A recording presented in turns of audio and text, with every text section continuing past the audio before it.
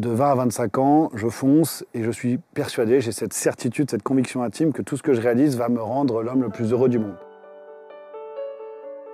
J'aime bien aussi de temps en temps raconter un petit peu les coulisses avant que l'on se prépare. Tu as fait une petite méditation rapide. Ouais, me relier à ce petit salon très chaleureux où je me sens très très bien. Tu as 20 ans? Tu es J'ai sur 20 le ans. plateau de France Télévisions. Ouais, j'ai monté mon entreprise 6 mois auparavant, ça s'emballe un peu, assez vite.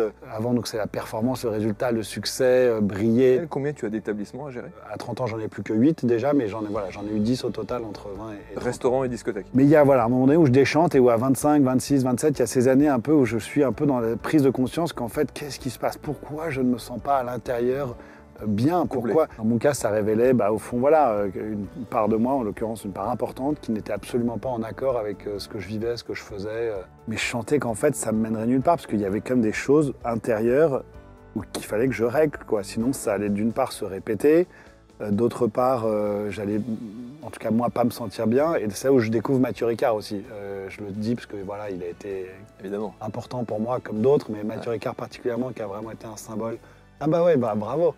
Ça, c'est une photo récente, incroyable. Quand tout s'effondre, notamment 23 décembre 2015, là, il y a le burn-out, il y a l'épuisement, tu t'écroules. Et c'est ça, c'est ce côté. Je sens que j'ai vraiment besoin d'être proche de la terre, de la nature.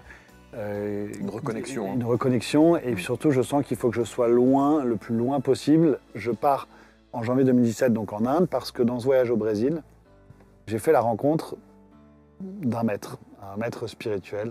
Voilà. Et Prem Baba, évidemment, est vraiment pour moi le guide, quoi, en fait. C'est cette personne que je rencontre, c'est un moment très fort que je décris dans le livre, je lui consacre un chapitre.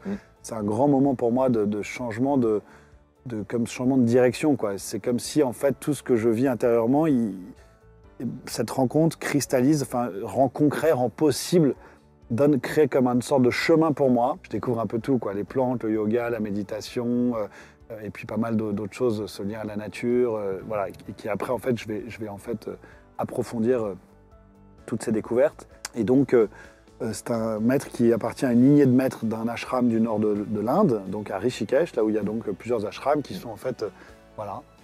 Là, et donc ça ici, le Gange, bravo pour la sélection de photos, hein, elle est vraiment magnifique et ça me fait en plus revivre un peu des moments du voyage. Ça, c'est vraiment une photo, je pourrais y rester, on pourrait finir l'interview là juste devant cette photo que je trouve magnifique. Voilà, ça c'est le Gange, et donc ça c'est là où j'ai donc passé plusieurs périodes de plus de 3 mois environ pendant plusieurs années, quoi.